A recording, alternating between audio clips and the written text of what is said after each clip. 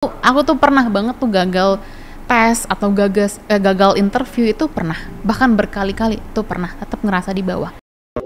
Terus Kak Dinda juga di Jakarta sambil nge-host juga ya Kak? Sambil nge-host juga gitu di Palembang sama.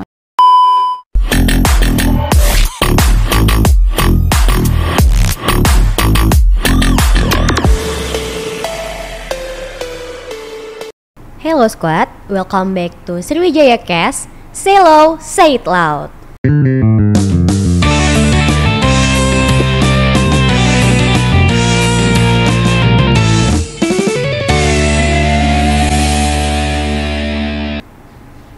Oke, sebelumnya kenalin aku Fadilah yang bakal nemenin podcast kali ini. Nah, berhubung kita bahasnya tentang perempuan nih, kali ini aku nggak sendirian nih. Aku ditemenin sama narasumber yang sebagai perempuan tuh dia tuh udah sangat berkarir banget nih di ibu kota sana. Mungkin langsung aja kita sambut Kak Dinda Ayudita. Hai Hello Squad, kenalin aku Dinda Ayudita. Aku Fakultas Hukum Unsri, lulusan juga alumni tahun 2015. Salam kenal semuanya. Sekarang aku kerja di startup company di Jakarta dan juga sebagai Master of Ceremony di Jakarta. Oke, Kak Dinda, kabarnya gimana nih hari ini? Baik, alhamdulillah. Fadila gimana kabarnya? Baik juga. Oke, mungkin aku mau tanya-tanya nih Kak. Selama kakak kuliah dulu di Unsri, kakak ikut kegiatan apa aja sih yang bisa buat kakak tuh jadi seperti sekarang nih mungkin? Oke. Karena dulu kuliah itu selain mau menambah ilmu pengetahuan di bidang hukum, tapi juga pastinya mau meningkatkan soft skills gitu. Jadi aku ikut organisasi lumayan banyak, di mana juga bisa diatur buat time managementnya, terus gimana cara kita buat berkomunikasi sama banyak orang, terus juga meningkatkan relasi sama orang. Itu aku ikut ALSA. Iya, ikut ALSA salah satunya. Di sisi lain ikut organisasi lain juga kayak ISEC, terus Bujang Gadis Palembang, sama ikut Duta Bahasa Sumatera Selatan. Cukup banyak ya yang Kak Dinda ikutin. Lumayan. Ini. Tapi di banyaknya kegiatan itu kuliah gimana Kak waktu dulu? Lancar, aman, atau sedikit terkendala karena banyaknya kegiatan? Bisa dibilang aman banget sih. Karena dulu aku suka banget journaling. Journaling itu aku kayak buat to-do list hari ini ngapain aja. Dan aku buat sampai sebulan ke depan ngapain aja. Misal di hari Senin ini, terus kegiatan organisasi, kuliah jam segini gitu. Jadi tetap beraturan sih untuk kuliahnya. Jadi kakak tuh orangnya planner banget ya buat kegiatan sehari-harinya. Iya, bener sih. Bahkan kalau mau kuliah, nyiapin materi yang mau dipelajarin besok apa. Bahkan kayak outfit besok apa. Walaupun nggak penting, tapi tetap harus disiapin biar nggak kelabakan besok harinya. Betul. Mungkin itu bisa jadi tips juga nih buat lo Scott yang mengalami kendala time managementnya. Gimana cara mengatur, gimana kuliahnya, gimana kegiatannya. Soalnya kan banyak yang kita lihat sekarang nih, mahasiswa tuh kurang bisa nih Kak mengatur waktunya. Mau kuliah, mau kegiatan, jadi kayak kuliahnya terbengkalai.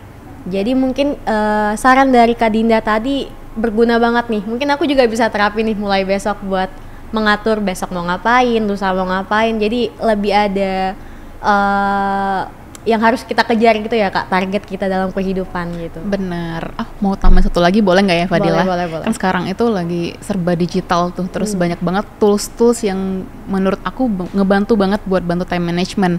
Salah satunya ada yang namanya Google Calendar. Ini agak sedikit teori, tapi ini berguna nih buat teman-teman semua, buat lo Scott semua, buat diimplementasikan. Jadi sekarang tuh ada tools namanya Google Calendar. Itu dia penting banget. Jadi kita bisa buat to-do list kita ngapain aja, terus bakal ada reminder kayak bisa di-adjust kayak 10 menit kemudian. Misalnya kayak Fadila jam 1 jangan lupa isi podcast. Itu ada remindernya 10 menit kemudian supaya time managementnya lebih oke, lebih tertata lagi. Iya kan betul ya, sekarang ini anak muda nggak bisa lepas banget dari handphone ya. Jangan, bukan lagi. Jadi sambil pegang handphone tuh bisa dapat notif juga nih kita Betul. bakal ngapain. Oke, berguna banget tuh teman-teman. Terus kalau dari kuliah udah kita bahas nih, Kak Dinda sekarang kerjanya di mana nih? Kerjanya di aplikasi namanya itu dia kayak karya anak bangsa, all in one platform, bisa buat live sessions atau live webinar dan jual digital content kayak podcast bisa, terus kayak video online courses juga bisa gitu. Berdasarkan background Kak Dinda yang sebagai sarjana hukum nih, pekerjaan kakak sekarang tuh mungkin gak ada sangkut pautnya sama hukum ya Kak? Sama sekali gak ada, bener-bener switch career path. Nah itu gimana tuh proses kakak berpindah dan menemukan diri kakak tuh ternyata lebih cocoknya ke sini gitu? It's a long story. Jadi sebenarnya waktu masuk kuliah pengen banget nih masuk komunikasi gitu. Ternyata di kampus yang aku pengenin itu nggak masuk gitu. Terus iseng-iseng, oh kayaknya fakultas hukum ini cocok deh buat aku yang suka cuap-cuap. Ini pemikiran anak SMA yang nggak tahu apa-apa tentang fakultas hukum nih. Jadi ya udah, oke, masuk fakultas hukum.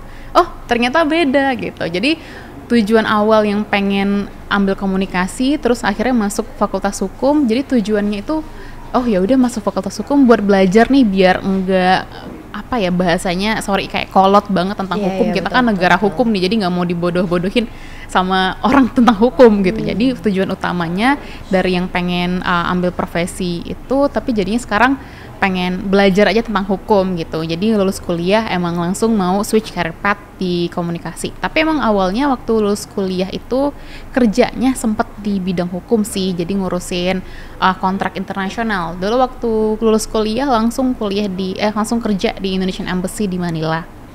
Itu di bagian atas perdagangan. Pas banget itu ngurusin kontrak internasional, terus juga buat perjanjian-perjanjian agreement antar negara gitu, ekspor impor. Itu masih relate sih, tapi lama-kelamaan sebenarnya jadi questioning diri sendiri gitu. Cocok nggak ya kerja di bidang ini gitu? Sebenarnya bisa, tapi nggak sesuai sama yang apa aku pengenin, nggak sesuai sama passion aku. Zaman sekarang anak-anak taunya passion gitu ya, gitu. Betul, Sesuai nggak ya sama passion aku gitu. Terus akhirnya aku beraniin diri buat resign, padahal belum ada backingan mau kerja di mana tuh nggak ada gitu. Soalnya takutnya jadinya bosen kerjanya, terus kerjanya nggak maksimal, performnya malah turun. Takut nggak enak juga sama bos, sama atasan gitu. Akhirnya resign, terus sempet nganggur tuh lama banget, 1 tahun lebih. Waduh. Lagi COVID kebetulan. Ya COVID lah ya. Lagi COVID, nyari kerjaan lewat platform aplikasi banyak banget, LinkedIn, Kaliber dan lain-lain. Itu banyak banget, sehari sampai apply 30 company. Akhirnya bertanya-tanya juga nih sama diri sendiri, apa sih yang buat aku nggak dilirik sama HR gitu, sama company apa sih? Oh ternyata kuncinya adalah personal branding. Wah, kita bahas personal branding nih, jadi boleh. jadi bahasnya personal branding. Jadi ternyata personal branding, aku baru sadar personal branding itu penting banget, Fadilah. Apalagi waktu COVID, kita kan nggak bisa ya, zaman dulu kalau ngelamar kerjaan bawa hard copy-nya, terus ketemu langsung interview. Sama sekarang tuh apa-apa dipantau tuh social media kita gitu. Jadi waktu itu aku apply-nya lewat LinkedIn, itu aplikasi platform buat nyari kerjaan. HR di sana bertebaran banyak banget. Akhirnya selama 1 bulan aku branding nih diri sendiri. Aku lulusan Fakultas Hukum Unsri, terus IPK-nya berapa, ambil jurusan apa, terus waktu kuliah pernah ikut organisasi apa, pengalaman kerja apa, pernah dapat penghargaan apa, semuanya aku sampaikan di situ. Bukan berarti show off, tapi itu namanya personal branding. Betul. Beda ya, ada perbedaannya sama yang pamer sama yang kita mau menampilkan pencapaian kita apa-apa aja gitu. Sudah selesai, udah rapi nih LinkedIn, profilnya udah oke, fotonya udah oke belum, terus profile, biodata segala macam udah oke. Akhirnya mulai pede buat apply lagi kerjaan. Apply kerjaan masih 10, satu hari itu bisa sampai 30 sampai 50 lah. Sampai akhirnya dipanggil lah sama startup gitu, sama startup namanya ByteDance, TikTok, sempat kerja di sana itu selama 1 tahun juga, dan itu masih full WFH gitu. Ada pertanyaan nggak, kira-kira kan ntar kayaknya terlalu oversharing, kebanyakan cerita. Gak apa-apa. Ini mungkin banyak yang penasaran juga nih gimana seorang sarjana hukum nih bisa berkarirnya di startup gitu. Jadi kan mungkin membuka peluang juga bagi Law Squad nih, kalau kita sebagai mahasiswa hukum tuh nggak harus kerjanya jadi lawyer, jadi jaksa, jadi hakim. Ada banyak peluang tuh yang bisa kita terjun juga di situ. Mungkin Kak Dinda, yang aku lihat ya dari sosmed Kak Dinda sebagai influencer juga nih, personal branding di Instagram sesuai Kak Dinda bilang tadi tuh penting banget ya Kak? Penting banget. Jadi sebenarnya aku punya beberapa social media dan personal branding itu berbeda-beda gitu. Jadi mungkin bisa dibilang account alter egonya Dina itu di Instagram gitu. Jadi bebas berekspresi, tapi nggak terlalu bebas, maksudnya masih dibatasin. Tapi beda sama personal branding di LinkedIn, lebih behave, lebih pemilihan kosakatanya lebih diatur lagi. Kayak misalnya, oh hari ini aku isi podcast nih di sini, terus aku mau ngepost di LinkedIn tuh beda brandingnya di LinkedIn sama di social media di Instagram. Gitu. Jadi sepenting itu dan berpengaruh besar sih sama branding buat kita. Kakak sekarang stay-nya di mana nih? Di Jakarta, Di Jakarta. ya? Itu kakak di Jakarta tinggal sendiri apa gimana nih, Kak? Tinggal sendiri sih sebenarnya, modal nekat aja. Tuh, gimana tuh sebagai seorang calon yang bakal lulus juga nih, ada pikiran buat mau ngerantau juga sih, Kak. Buat kakak ngeberaniin diri tuh gimana nih, Kak? Sebenarnya emang aku tuh dari dulu pengen banget kerja di luar gitu. Bahkan dulu impiannya pengen kerja di luar negeri, Fadila. Makanya magangnya di KBRI di Manila, terus tempat kerja juga di sana. Gitu. Terus ternyata kayaknya di ibu kota cukup sih buat berkarir di sana gitu. Awalnya nekat sih karena waktu itu kantor dulu sempat kerja juga di platform namanya Glints. Itu dia masih full WFH gitu. Tapi aku pindah ke Jakarta itu sebenarnya pengen ngembangin diri gitu, ngembangin diri supaya lebih dikenal orang, terus lapangan kerja di Jakarta katanya lebih besar ya, lebih banyak, dan orang-orang mengaplikasikan namanya hustle culture. Atau bahasa kasarnya semua pekerjaan dibabat gitu. Ternyata aku merasakan hal itu, Fadila. Pekerjaannya banyak, jadi pekerjaan utamanya satu, tapi pekerjaan sampingan tuh waduh, ABCD sampai Z kali ya, banyak banget gitu. Tapi sebenarnya untuk hustle culture sendiri itu dia ada sisi negatif sama sisi positifnya. Bentar, aku ulang dari awal lagi. Tadi gimana caranya ya bisa gitu. Sebenarnya modal nekat aja sih. Ya, pindah ke kosan ke Jakarta, terus kerjaan masih full WFH. Terus akhirnya kenal sama teman-teman di sana yang hobinya sama, kayak sama-sama suka jadi host gitu. Bahkan dari ruang lingkup yang kecil di kosan tuh ada 3 orang termasuk aku, dia itu buat podcast sama nge-host juga. Akhirnya kita ngobrol-ngobrol, terus dialah yang melebarkan sayap aku di ibu kota Jakarta. Gitu. Soalnya kan banyak yang masih mikir kayak ke Jakarta bakal susah banget, bakal berat banget, yang hektiknya Jakarta kan kita tahu ya gimana. Tapi kakak buat modal nekat ke sana sendiri gitu mungkin bisa menginspirasi nih banyak teman-teman di luar sana, termasuk aku juga masih ragu-ragu sih, Kak, mau keluar kota karena mikirnya aduh bakal kebawa arus nggak ya, bakal bisa survive nggak ya di sana gitu. Terus setelah kakak, jadi kakak pas ke Jakarta itu lebih ke banyakin relasi ya, Kak? Iya, bener. Jadi sebenarnya aku masih bingung, aku ini introvert atau extrovert. Kayaknya lebih banyak ke introvert, percaya nggak percaya, walaupun anaknya hobi ngobrol depan orang banyak gitu. Tapi ada masa-masanya kita drain, capek banget ngobrol sama banyak orang. Pernah ya, kamu pasti ngerasain betul, kayak gitu ya. Itu pasti ada, tapi di sisi lain ternyata meningkatkan atau melebarkan sayap dengan relasi, ngobrol sama banyak orang tuh penting banget gitu. Bahkan lapangan-lapangan pekerjaan itu aku dapetnya dari orang-orang sekitar aku gitu. Lebih kayak gitu sih. Betul. Aku juga ngerasain sih kayak sebenarnya di kuliah tuh emang sih kita belajar sama teman-teman, sama dosen juga. Tapi menurut aku yang paling berpengaruh tuh lingkungan kita sih, lingkungan kita di luar. Kayak aku temenan sama ini ternyata dia punya ini, punya itu, punya bisnis ini, bisnis itu. Jadi kayak justru dengan lingkungan itu sih yang lebih melebarkan sayap, bener kata Kak Dinda tadi. Pasti, benar-benar. Terus Kak Dinda juga di Jakarta sambil nge-host juga ya, Kak? Sambil nge-host juga gitu. Kadang sih suka nge-host, terakhir nge-host acaranya di JNE. Di acara itu pun ketemu banyak orang juga gitu. Jadi aku nggak malu-malu, Fadila, kenal sama orang banyak gitu, sama petinggi-petingginya, terus juga sama bintang tamunya, ketemu banyak orang gitu. Terus ternyata mereka bilang, kamu aslinya Palembang gitu. Terus nge-host juga, ya iya nge-host juga, tapi ada pekerjaan utama juga sih gitu, kerja di startup gitu. Oke deh, kebetulan aku punya IO tuh. Mulai dari situ lagi tuh. Betul, aku punya IO, suka buat acara ini. Kamu kira-kira bisa nggak ntar kirimin portofolionya ya gitu. Gitu awal pindah ke Jakarta itu sebenarnya modal nekat aja karena kantor juga masih full WFH. Karena pengen yang ngelebarin sayap aja gitu loh, pengen bisa dapat pekerjaan yang lebih luas lingkupnya gitu. Tapi kakak pas awal-awal pindah tuh homesick gitu nggak sih pas di Jakarta?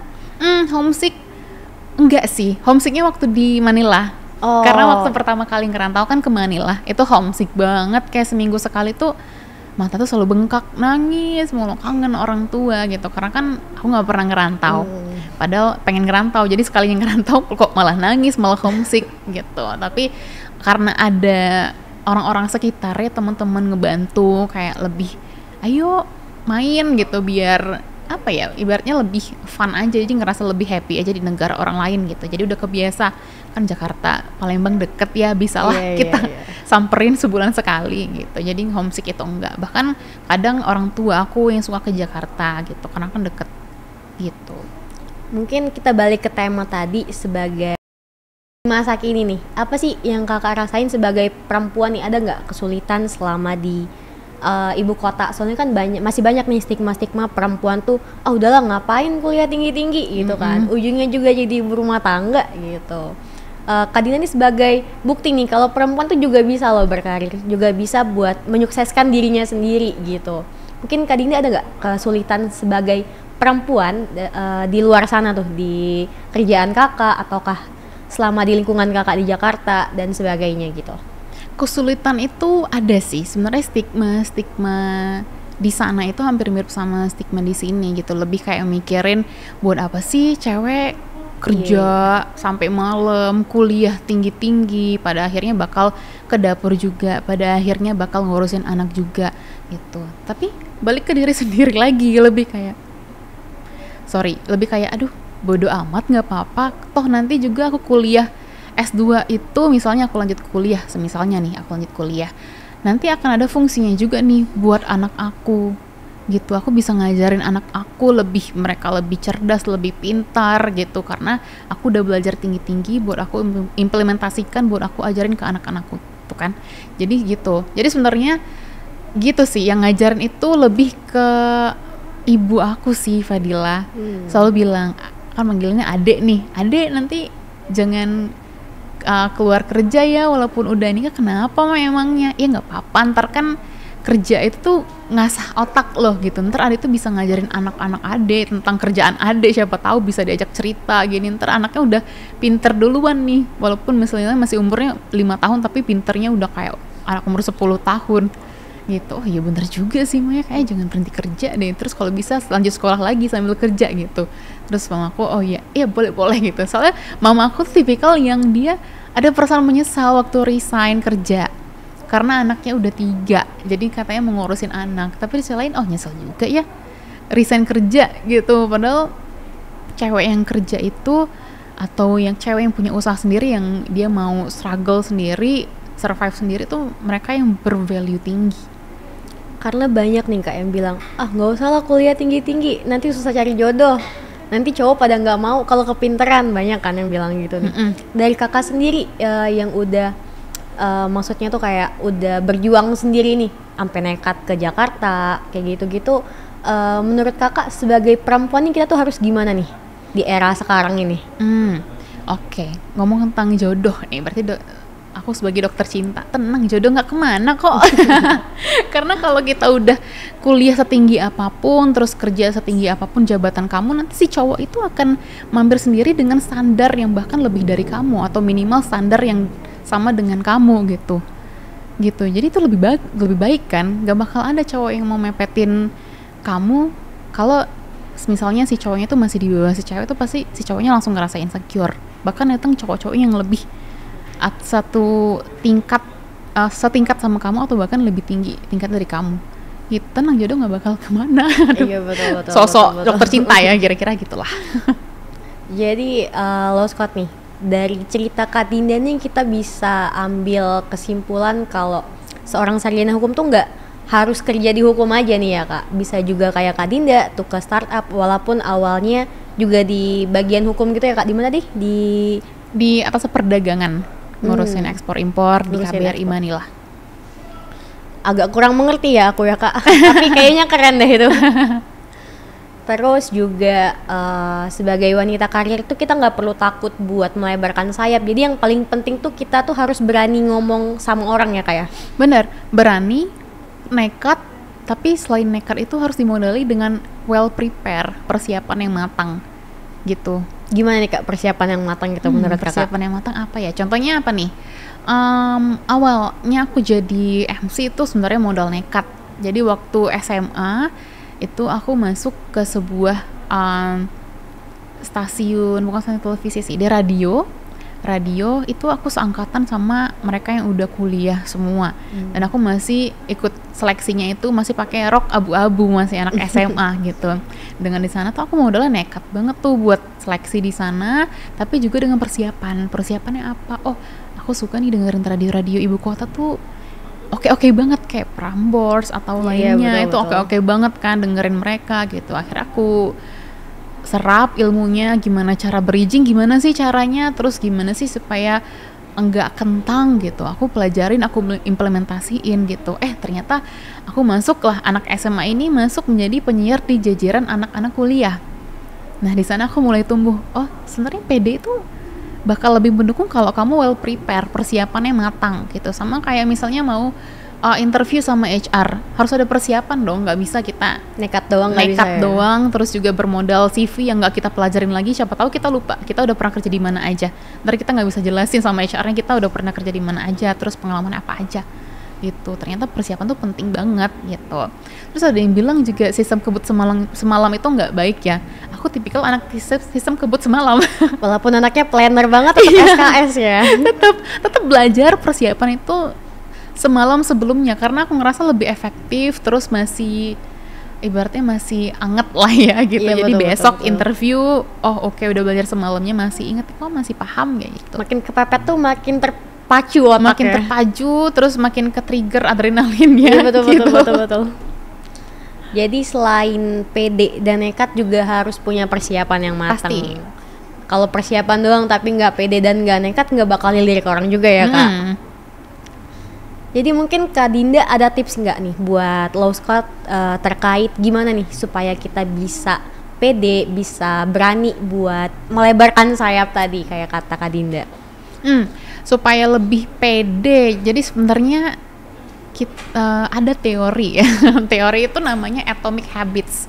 Atomic Habits itu teori yang dimana mereka itu orang-orang yang lebih menghargai proses daripada goal. Tapi bukan berarti goals itu nggak penting. Tetap penting, tapi lebih menghargai prosesnya itu seperti apa gitu ya. Namanya hidup, ada yang namanya kita di bawah, kadang di atas. Nah, kadang di bawah banget.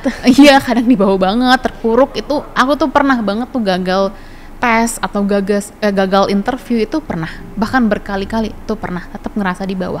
Tapi di sisi lain aku tetap menghargai proses itu loh, Fadila. Lebih kayak ke persiapannya gimana, cara belajarnya gimana, terus langsung cara peimplementasiannya gimana gitu. Jadi begitu kita gagal tuh nggak ada perasaan kayak nyesek, nangis, sedih banget tuh nggak ada. Lebih kayak oh ya udah nggak apa-apa, besok coba lagi. Masih ada keinginan buat coba lagi karena kita menghargai proses itu sih. Lebih ke situ, lebih kayak menghargai proses itu. Itu namanya sih Atomic Habits. Jadi habits yang kecil-kecil gitu tanpa kita sadari ternyata itu penting banget buat kita implementasikan gitu. Jadi lebih fokus sama proses daripada goalsnya gitu. Balik soal kakak bilang kegagalan tadi nih Kak, meskipun kita tetap ada keinginan buat coba lagi, tapi kalau kita coba gagal terus gitu tuh ada rasa kayak pengen nyerah gitu kan pasti. Itu gimana tuh cara kakak mengatasi hal itu tuh supaya bisa buat pede terus, buat tetap menghargai itu. Soalnya kan kalau kita lagi di bawah kan pasti mau nggak mau tetap mikir, aku udah nyoba terus tapi kok gagal terus gitu. Berarti oh di kolam A aku gagal nih, kita coba lagi nih di kolam A lagi, gagal lagi sampai 3 kali kita gagal. Terus aku mikir sih, oh kayaknya bukan tempat aku deh di kolam A ini, aku pindah ke kolam B, ke tempat yang lain, coba lagi. Oh ternyata berhasilnya di sini gitu. Jadi sebenarnya rezeki itu udah diatur-atur ya, udah diatur-atur Tuhan. Rezeki itu gimana, balik ke kita lagi, usahanya udah semaksimal mungkin. Terus sebenarnya rezeki itu banyak, ada di kolam A, B, C. Ya kita cobain aja mana yang dapat, mana yang kita rezekinya di sana gitu. Jadi perasaan capek, nyesel tuh pasti ada, tapi nggak apa-apa, takes time aja gitu loh buat healing. Betul. Jadi yang aku bisa simpul ini dari Kak Dinda, selain kita juga harus pede, nekat, juga punya well prepare, kita juga harus tahu diri kita lah ya, lebih di mana nggak apa-apa gagal, coba lagi, tapi kita tetap harus apa ya sebutannya, memahami diri kita sendiri. Betul. Supaya kita bisa memaksimalkan potensi kita. Karena kan banyak yang aku lihat teman-teman aku tuh sebenarnya minat doang nih di sini, tapi nggak punya bakat gitu loh Kak. Jadi kayak apa yang mereka kerjain tuh ya tanggung aja gitu. Sedangkan yang punya bakatnya di sini tapi dia tuh kayak malas gitu. Padahal apa yang dia kerjain tuh bagus sebenarnya. Jadi mungkin penting banget ya buat kita tuh memahami diri kita sendiri itu jagonya di mana, bidangnya di mana, supaya kita bisa memaksimalkan potensi diri kita. Benar, tahu value diri masing-masing, kita sebenarnya capable-nya di mana sih gitu. Jadi begitu kita udah tahu capable-nya di mana, kita fokusin lah misalnya dengan cara kursus, atau kita lihat video-video YouTube tutorial caranya gimana kita nge-host, misalnya gimana cara kita jadi MC yang baik. Jadi kita udah tahu nih, oh aku sukanya nge-host, terus aku capable-nya di host, terus gimana cara aku bisa jadi host internasional gitu. Lebih tahu value diri kita masing-masing itu gimana. Oke, itu mungkin itu yang disampaikan Kak Dinda nih loh Scott. Banyak banget yang bisa kita dapat dari Kak Dinda sebagai alumni FH Unsri ini. Mungkin keren banget nih buat alumni FH Unsri, udah bisa melebarkan sayapnya kemana-mana sampai ke luar negeri loh teman-teman. Aduh, sebenarnya banyak banget nih alumni lain yang lebih dari ini sih. Banyak banget alumni Fakultas Hukum Unsri itu yang keren-keren banget sebenarnya. Nah, ditungguin ya loh Scott, alumni yang lain yang bakal bagi pengalaman mereka di sini juga. Ntar aku list namanya siapa-siapa aja ya. Oke, boleh. Mungkin bisa dikasih sama ketua program kita? Oh boleh, gampang. Ntar kita atur. Oke, mungkin itu aja nih dari Kak Dinda. Ada nggak yang mau disampaikan nih buat pendengar setia kita di sini? Ada sih. Jadi sebenarnya aku itu orang yang sebenarnya dari lubuk hati yang paling dalam adalah feminis. Iya, feminisnya apa? Nah, ini case handphone aku tuh P dan G, bukan Dinda, bukan D dan A, bukan Dinda Aidita, tapi P dan G. Jadi sebenarnya ini artinya kepanjangannya ya. Ini powerful and graceful. Itu adalah dua kata yang menyimpulkan perempuan itu seperti apa. Jadi woman, it defines two words, power and grace. Jadi sebenarnya kita itu se-powerful itu dan se-graceful itu loh, gitu. Itu sepentingnya cewek itu keren banget sih. Betul, setuju. Mungkin sekian aja dulu podcast kali ini. Terima kasih Kak Dinda udah menginspirasi kita semua. Jangan lupa follow, subscribe, dan komen di YouTube FH Unsri TV. Sriwijaya Cast, say low, say it loud.